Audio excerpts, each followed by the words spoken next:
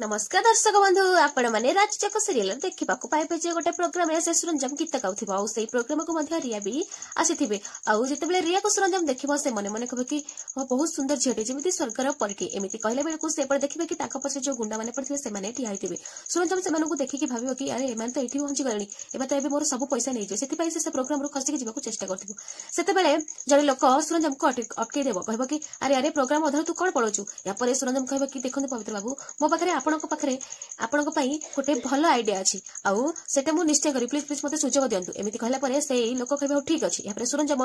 सब लोक कहली को आसीबे आवासे कि सेठी रिया को कहबे कि अरे